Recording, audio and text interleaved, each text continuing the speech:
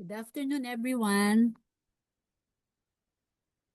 Hello, good afternoon. Good How's, afternoon Hello. po, yeah, ma'am. Good how's afternoon, Doc. Afternoon. now? Good afternoon. I think this is our second subject for this morning, for this afternoon. Yes po. Okay. It's nice to see you all again. I'm very sorry for being absent last Sunday because I have a football tournament last Sunday and I'm sure si Doc Rolly ang nag-take over and you stop sa hospital chaplaincy, right? Yan. So before we start, may I ask Sir Nino Estrella for the opening prayer? Okay, thank you, Doctor. Let's pray as we start. Dear Father of Heaven, Lord, I'd like to thank you for this wonderful opportunity. And we come again before your presence and asking favor to enlighten us the subject and help us uh, to grow around them. With our professor, Dr. Leah, as she delivered uh, subject. We thank you for guidance amidst uh, for the problems and trials in life. Thank you so much, Father, for everything. This all we ask. In loving Jesus we pray. Amen. Amen. Amen. Thank you very much, Sir Nino. And Amen. meron po bang absent today? Yan, 16 participants. We only have 16 participants, pero good na po ito, no? To start with. And meron pa ba tayong mga nag-email po ba kayo sa akin for our first assignment? Ma'am Wala. Maylin, nag-send ka po ba? Wala po nag-send ng mga ng inyong mga plans para mag-iwan ng legacy as Wala. chaplain. So wala po nag-ano, no? Wala. Kasi nag-check ako. I thought ano mali yung email address na nabigay ko sa inyo, pero wala talaga. So wala kayong first assignment.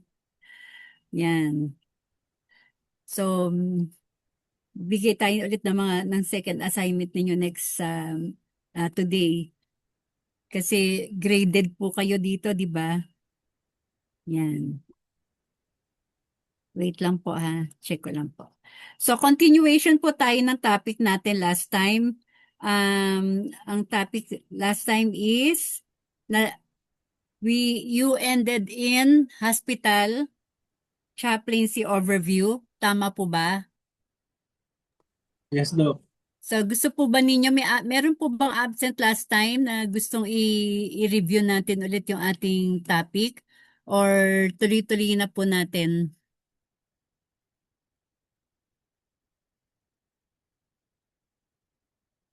Yan. Yan, tuloy-tuloy na natin siya. So, palakihin ko ulit. Ito ba yung pagpapalaki? Wait lang po ah. Tanungin ko lang. Ito ba yung pagpapalaki natin? Ito.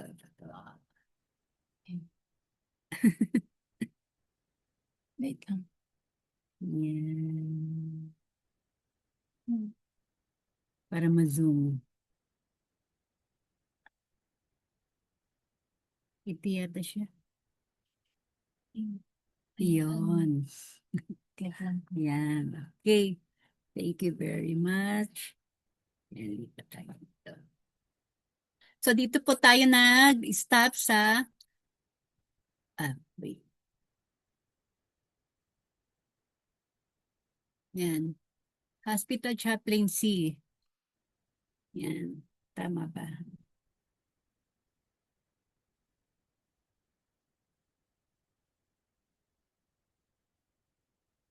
Yan.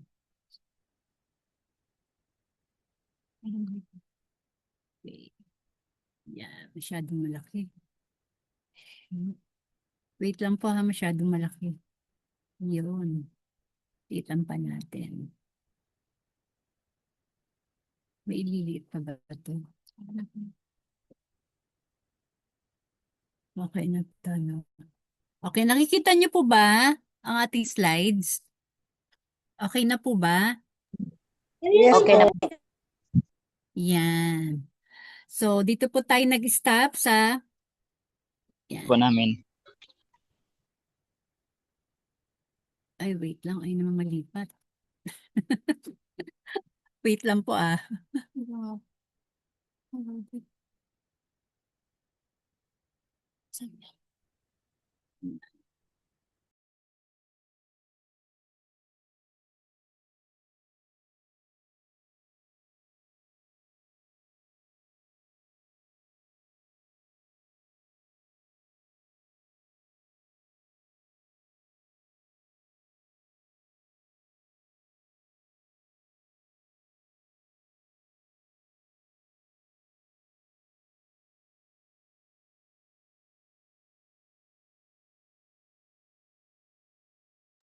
So, let's start po sa ating hospital chaplaincy.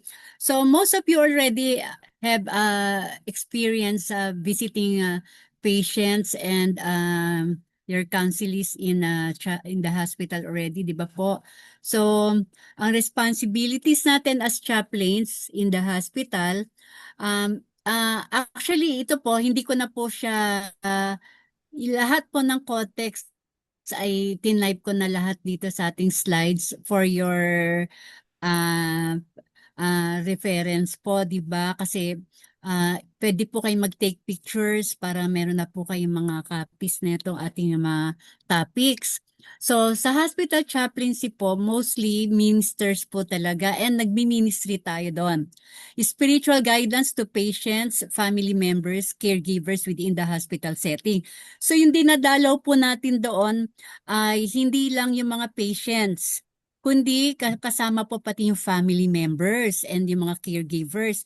So, madalas po ay life or nagpe-perform tayo ng last rites na, 'di ba?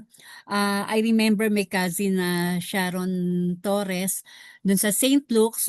She is also one of our chaplains here in LCMBSI.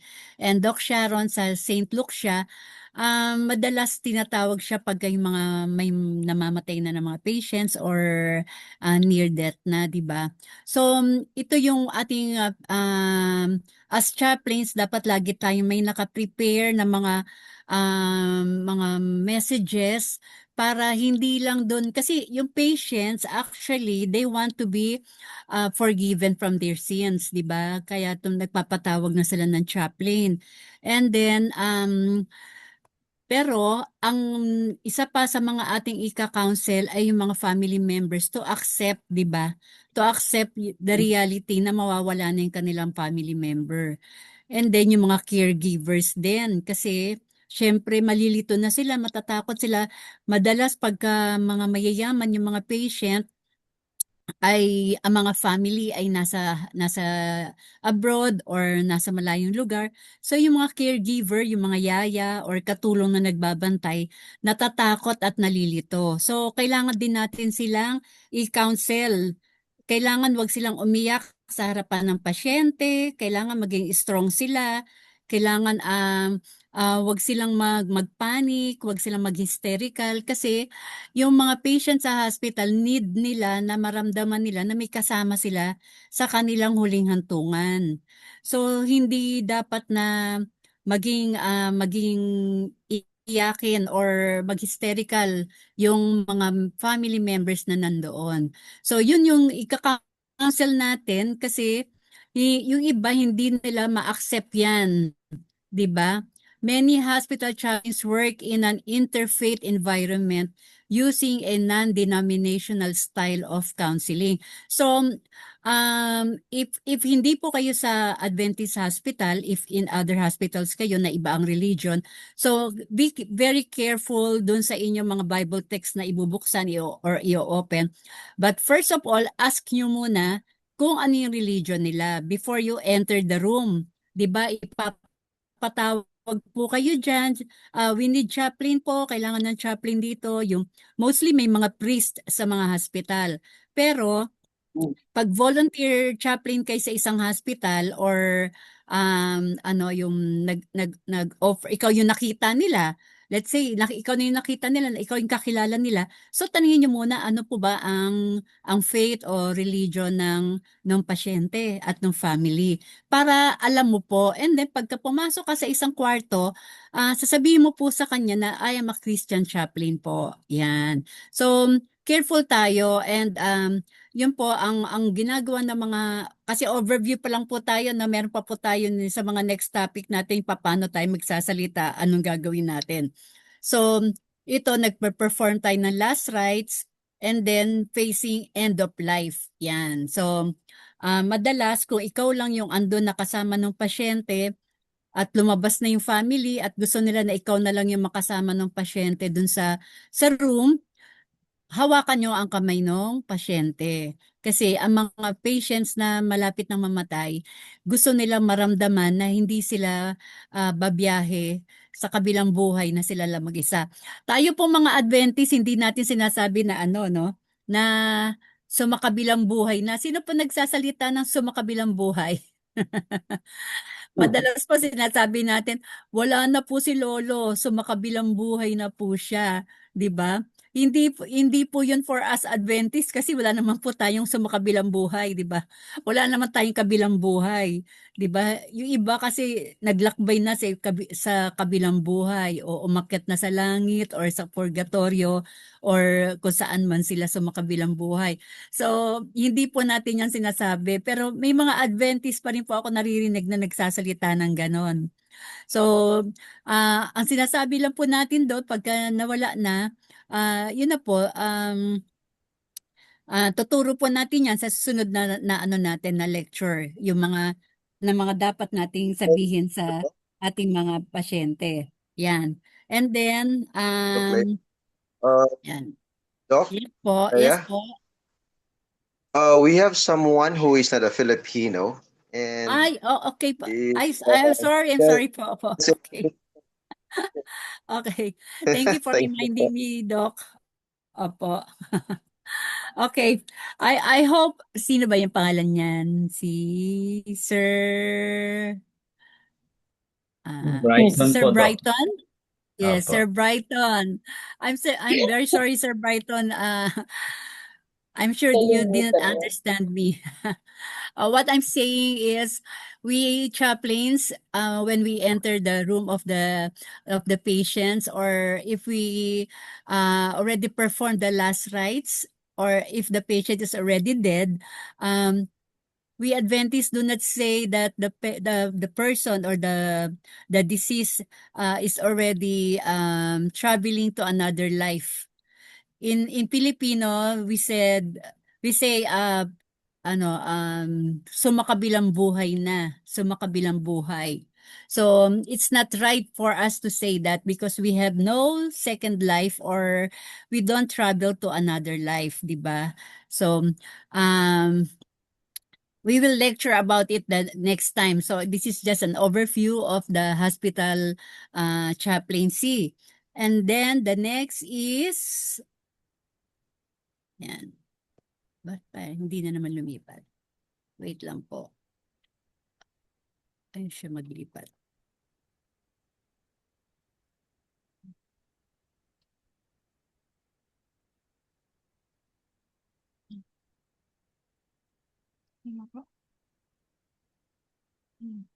Yan. Bakit ayaw lumilipat? Yan. Yan. Yan. Hospital chaplains, yan, we just offer comfort and support to the family of patients. Yan. Hospital staff may call upon chaplains to calm angry or emotionally distraught friends and family members of patients. Chaplains may conduct religious services in the hospital chapel, including officiating, memorial services, and weddings. In some cases, a hospital chaplain will provide spiritual support to fellow staff members and others other healthcare providers. Yeah, the last praise, including officiating memorial services and weddings, and in some cases, a hospital chaplain will provide spiritual support because some of our fellow staff members have been close to the patients already. That's why they are crying also, and they feel lost, di ba?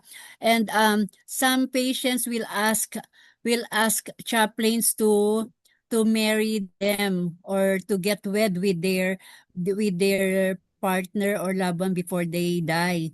So if we chaplains have a license to initiate or wedding, maybe we can do it. One of our members here, I forgot his name, Doc Edsel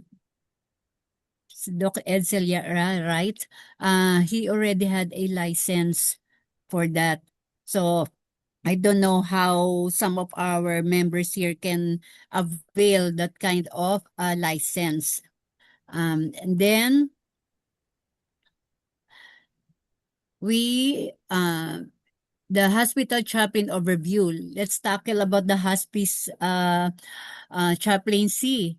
In the hospice, most of the patients are already dying or have cancers, di ba? So our responsibilities pertain to the end-of-life needs of dying patients and their families, caregivers, community, and even the interdisciplinary medical team.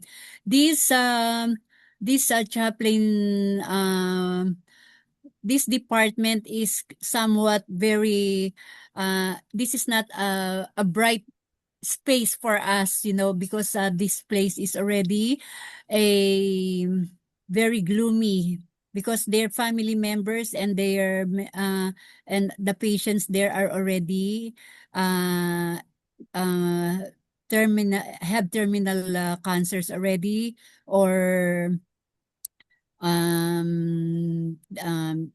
serious diseases that um, they cannot be healed already.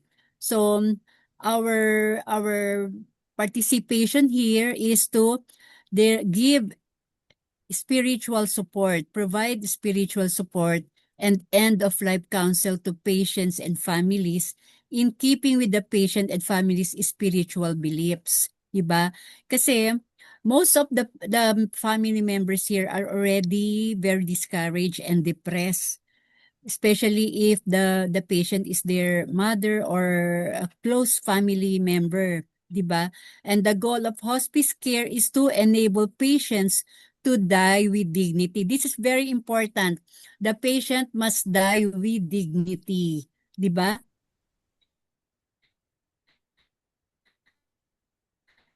In in in some hospitals, some mean by that because uy, mahina aking signal. Because some hospitals they do not really care a lot, especially in the public hospital, di ba? So we chaplains, especially Christian chaplains, here in the hospice kasi very very painful yung mga disease nila, yung kalang illness.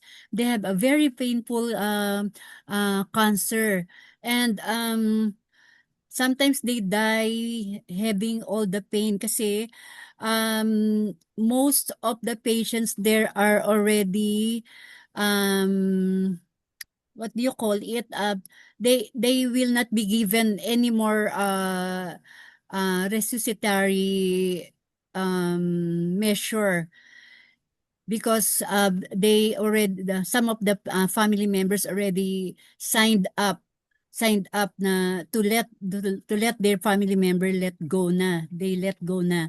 So when the time comes for them to when the time comes of their last moment of their life, they are having the great pain in their life before they die. And that's what I experienced when I visited the hospice. And it's very gloomy there, and more rooms are every rooms there are you will see people crying and depressed, and if you are only one of the only one chaplain there, it's not good for you to be there alone, because this is not a place for people who have a soft heart, you know, because you will perhaps you will also cry with your patients and the family members. So this area, this place is for strong-hearted chaplains, those who are not emotionally affected. So the goal of hospice care is to enable patients to die with dignity, without pain, which includes meeting spiritual needs and social needs. And so the corporate chaplains, we come to the corporate chaplains overview now. Some businesses, large and small, employ chaplains for their staff and clientele. Maybe most of you would like to be a corporate chaplains, no? If you are working in a company, you can also apply there as a volunteer chaplain. According to The Economist, 4,000 corporate chaplains serve in corporate America. I don't know here in the Philippines if they hire chaplains in their companies. Parang konti lang yata yung ating mga ano dito, mga corporate chaplains, kasi parang nag-ano lang sila, nag-hire na lang sila ng pagka merong ikakasal, or they want the company to be blessed, 'di ba? Yung mga blessing ng mga rooms, additional rooms, or additional buildings. So corporate chaplains, other chaplaincies outside of emergency services can be found in rodeos, racetracks, fairgrounds, truck stops, clubs, and lodges. Yan. So maraming mapupuntahan ng mga chaplains. Typically, chaplains serve in these specific venues on a volunteer basis and are asked to perform various duties such as invocations at events, officiating weddings and funerals, and ministering to personnel and their families. So the same din to in military settings, 'di ba?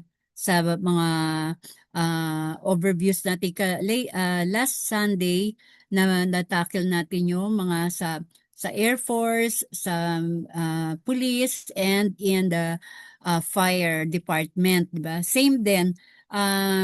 We can serve as a minister, we can serve as officiating ministers in the weddings and also in the funerals. And the truck driving chaplain overview, the same also. Wait, nag-ano tayo?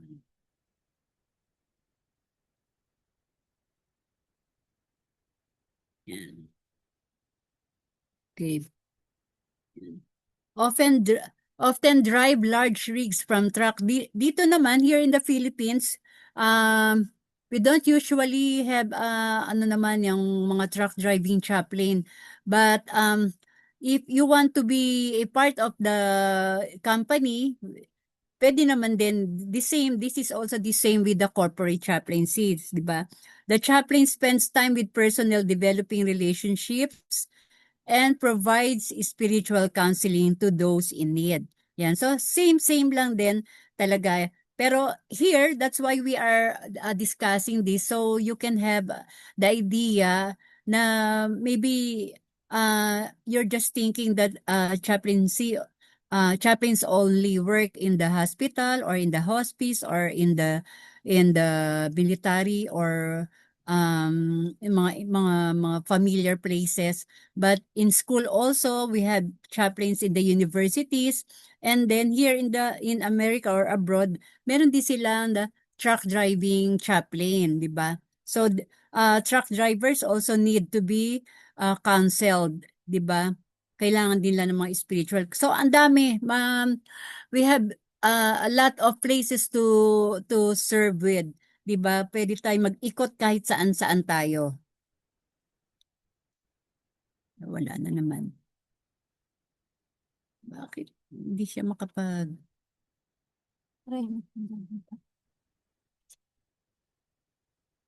Wait, here. Bakit lang siya nag-i-stop? Yan. The 3 levels of chaplaincy. The ecclesiastical endorsement. Now we go to the 3 levels of chaplaincy na ha. The ecclesiastical endorsement. This ecclesiastical endorsement mostly for the ministers and the pastors. This is similar to accreditation and is a process by which a denomination or ministry organization certifies to the requesting agency that they wholeheartedly support and validate the chaplain's qualifications and expertise. Should the chaplain fail to meet the employer's expectations and breach institutional protocols, the sponsoring organization will bear some responsibility.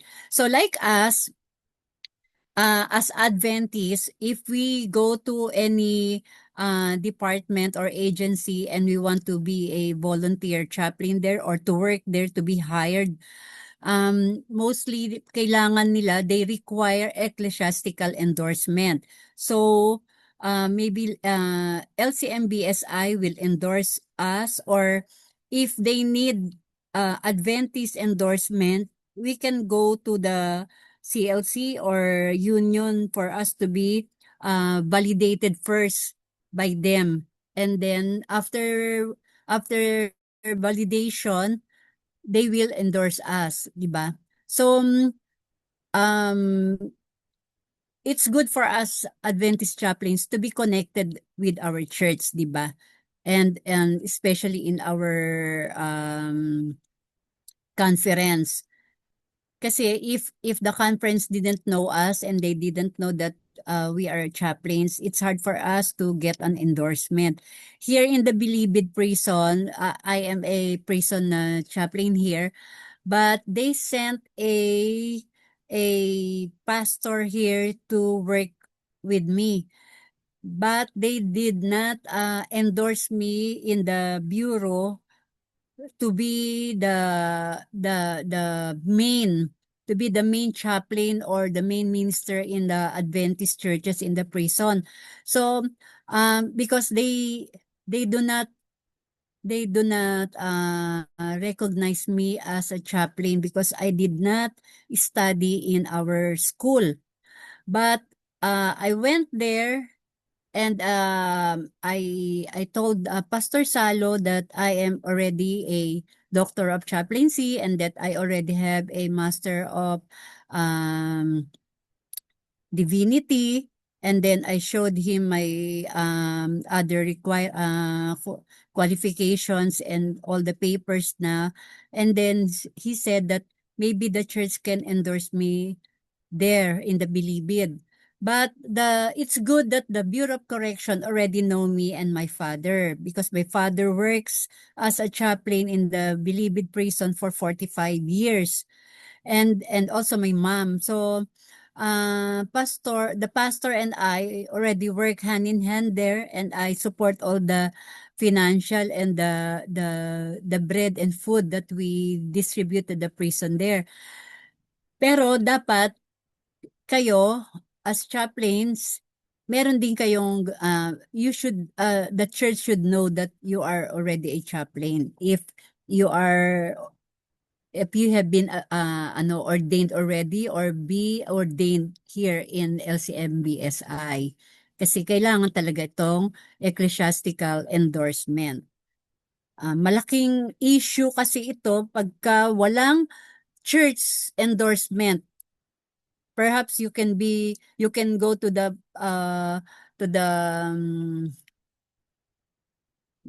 yung pinaka-umbrella natin here, Protestant church here in the Philippines, na pwede magpa-endorse sila ng mga Adventist. Pero mas maganda if Adventist talaga yung mag-endorse sa atin, not the evangelicals. Yan.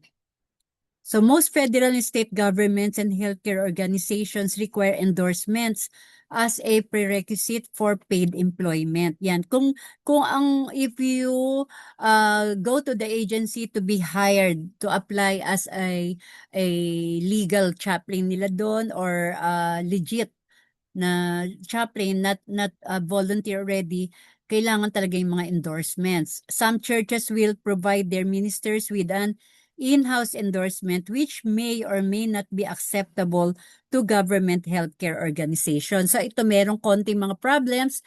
Sometimes the government will not accept other church organizations rather than evangelical or Catholic, di ba?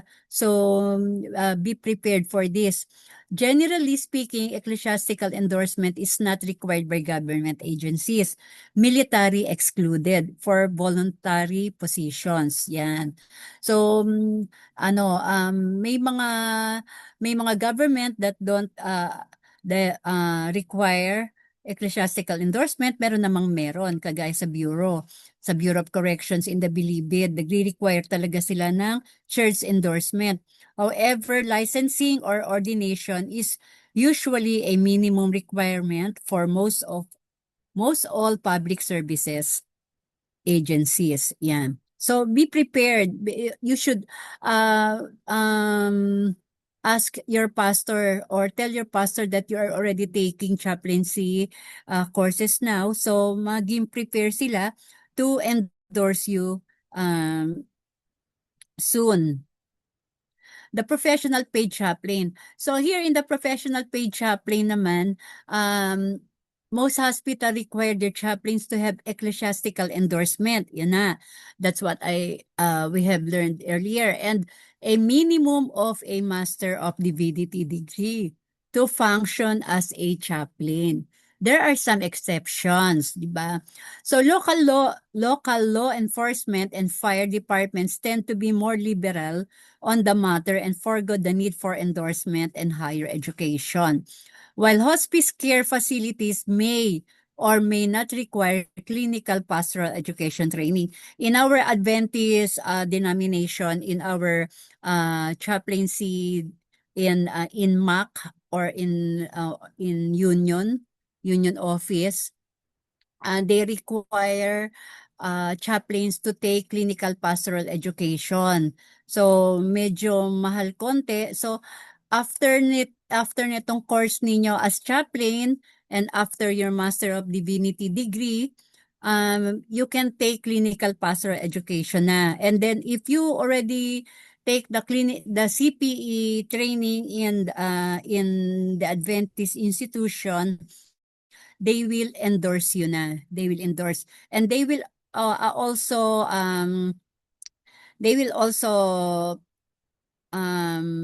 they will not require you any more education because they recognize LCMBSI already.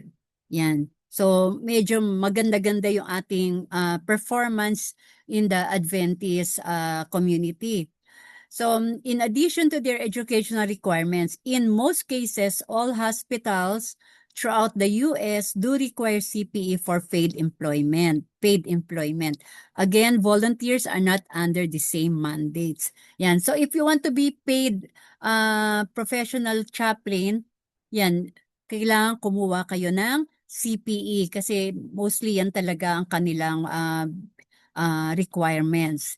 Clinical pastoral training. I don't know if our school, LCMBSI, will offer that in the next season, di ba? Kasi we need this training. Yan. The volunteer reserve chaplain. Yan. This is us, the volunteer reserve chaplains, but mostly if they say reserve chaplain, this is more on military, sa military reserve ito. And parang most of the I know some of my friends, most of the chaplains in the evangelical denomination, they are already chaplains, and they are also reserve chaplains in the Coast Guard. So local agencies do not generally require ecclesiastical endorsements or a graduate degree, since they classify their chaplains as police reserve or volunteer personnel. So pag mga reserve ka or military reservist, yan, okay na sa kanila na hindi na kailangan ng mga endorsement. It's okay for them to work or to be a reserve chaplain in the military, because they don't need ecclesiastical endorsement already, or even some of the chaplains there are not ordained, but they are graduate of some of the chaplaincy courses lang. Pero meron din na kailangan ordained chaplain. So it is difficult to ask a local pastor or congregation to volunteer their time and pre-qualify for a chaplain position with a graduate degree when there is no compensation for their time and effort, di ba? Ito lang yung sad part, because if you are a volunteer chaplain or reservist, we have no compensation, di ba? We have no compensation. We use all our means, our own salary or our own money to provide for the people that we are ministering with. So like me, I go to the bakeries or food productions of my friends, and I collect bread, I collect some biscuits, and then that's my ministry in the prison. I provide, I give them bread every time I go there, and it's very yung mga PDL, people deprived of liberty, that's what they call the prisoners. They're so happy just to receive any biscuit or bread lang. So it's very important that our ministry, we focus on one agency only. If you want to go to the prison or to the hospital, to the hospice, you just focus. If you are a beginner chaplain, you just focus on one department or one agency only. And me, I focus on the prison ministry. Sometimes I go to the fire department, kasi inside the prison, in the Bilibid, there's small fire department station, and I can see that the people in the fire department are not so happy, the staff there, because they don't go home even for a month. Or when I talk with one of the staff there, they said that sometimes we are fighting here, we are bored here, marami silang gulo, they have trouble inside their department, because they miss their family already. So I told them that I gave them bread, and I said that this is all I can give you, and some messages from the Bible. And they said, "Oh, ma'am, we really like that." And then I gave them health and home. So it's good for us to just focus on one or two agencies where we can always visit them, and always and know their needs there. And in the fire department where I went in, they said that they miss their children, and some said that maybe, ma'am, you can also contact my family, because my wife is already jealous, and she thought that I'm doing something wrong here in my department, and then maybe you can call him and she will believe you because you are a chaplain, di ba? So it's good to hear that, di ba? So some people really respect us, and respect and believe on us that we can do those things, because we are in the authority, di ba? We are already chaplains, we are on the Lord's side, di ba? And they, when they see me, they're always oh, ma'am, let me just change my outfit, ganyan. And they're very happy, even if I give them 2 breads like that, Nutriban, di ba? And it's good. It's good that it's a good feeling because being a chaplain is very respectable. 'Di ba? It's a noble job. It's a noble ministry. So kahit na reserve lang tayo or volunteer, yan, kaya nating gawin yan. Often, it says here that often they're exposed to crisis. Yan, they don't go home eh. Even the military, they usually miss their family, and their wives are very jealous on them, such as shootings, suicides, 'di ba? Nagkakaroon sila ng trouble, and in the line of duty, deaths. So at times they face physical dangers, while a full-paid chaplains, prison and hospital may never be exposed to the level of stress. In prison and hospital, um, we don't experience this kind of experience that the volunteer or reserve chaplain experience or have, di ba? Kasi dito sa reserve chaplain, mga military yan sila eh. They're exposed talaga sa mga shootings and suicides. In the hospital naman and prison, in the prison ministry, what we experience there are people who are very depressed and frustrated in life, di ba? And people who are very guilty of what they did in the past. So iba naman yung approach. We have different approach to those people in the prison, and different approach in the hospital setting. So lahat yan, wala tayong pare-parehong approach sa bawat department. Iba-iba lahat ang mga approaches natin sa kanila. So, we will periodically receive ongoing training in crisis management and safety to meet emergency services demands. Though the emergency service chaplains is a non-compensated position, they are still classified as professionals. Yan. So even if we don't have a compensation, if we are just volunteers, we are professionals, di ba? Sa uniform pa lang natin, we are professionals na talaga.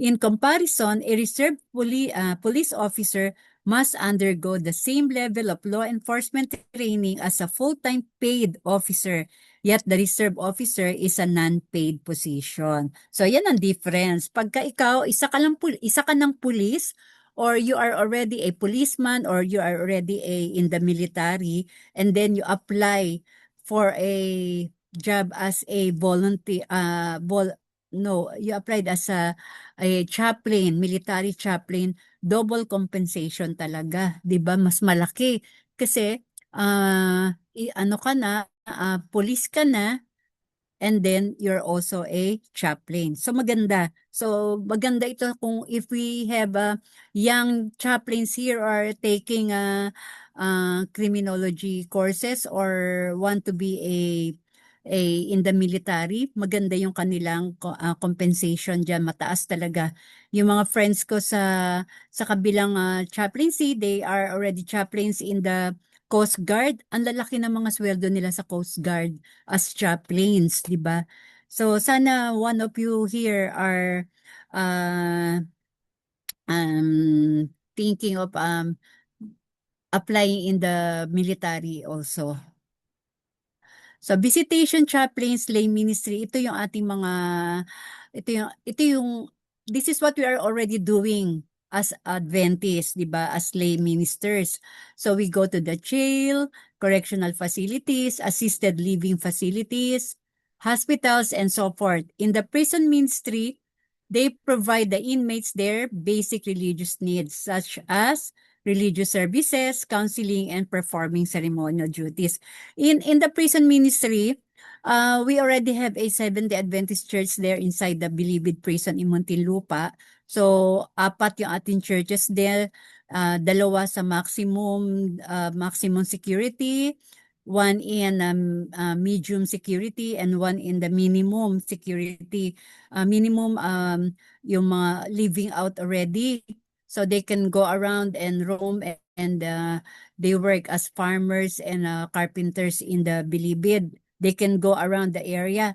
So iba din yung mga approach natin doon sa Bilibids in the prison because some of the like in a maximum security, most of them are notorious killers and criminals. So some of them also are rapists and they have a life sentence and death sentence.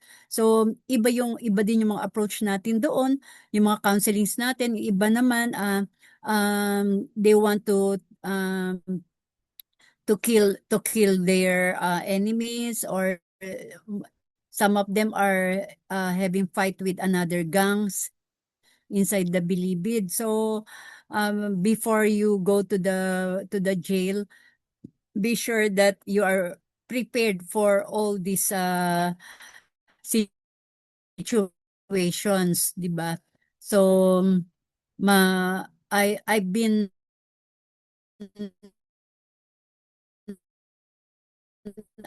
entering our my father is now a wheelchair bound.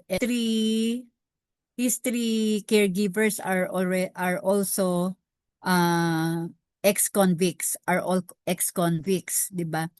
Uh, uh, my my my mom took care of them when they are still young. In the three PDLs were released from the jail, she took them and now they are taking care of my father for almost 10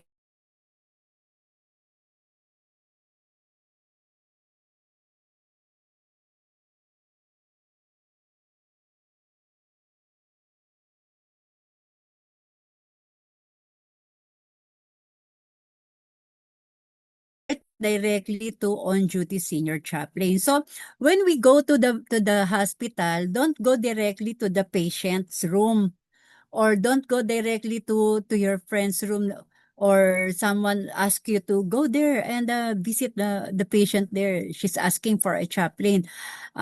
First, we should go to the chaplaincy room office.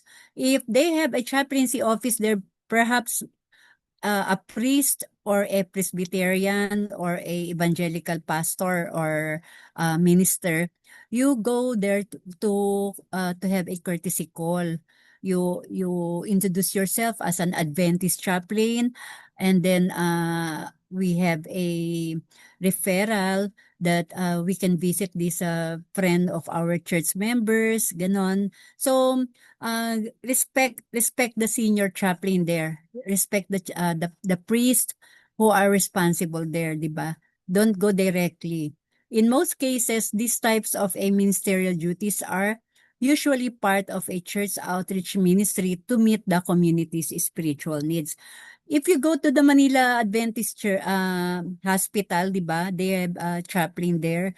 So you want to visit a friend as a chaplain, or you want to visit someone you don't know as a chaplain, you go directly first to the chaplain office and you introduce yourself. I'm a sister ganon, or I'm brother ganon, and I'm asked to visit this patient. Maybe pastor or maybe chaplain, you can go with me and endorse me to the nurses or ganon, di ba? So in that way, we show respect to the senior chaplain who is already working there, or paid chaplain who works there, di ba? Next is, thank you na pala. Thank you na pala tayo dito ulit. So, this is all for today, and the next Sunday, we will lecture about the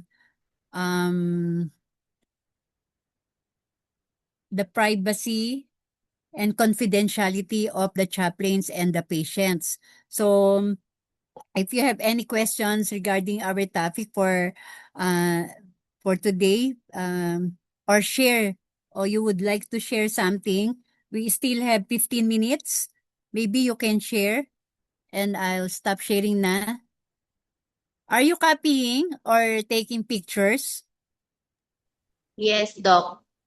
Yeah, kasi maybe during our, I don't know if we have a final exam here or midterm or or prelim exam here, but I'll be taking some questions from here. So I hope you copy and you take pictures. Yeah. So would you like to share? Is there someone here already works in the hospital or in the hospice or have experience as chaplain or lay minister? Maybe you can share something for us that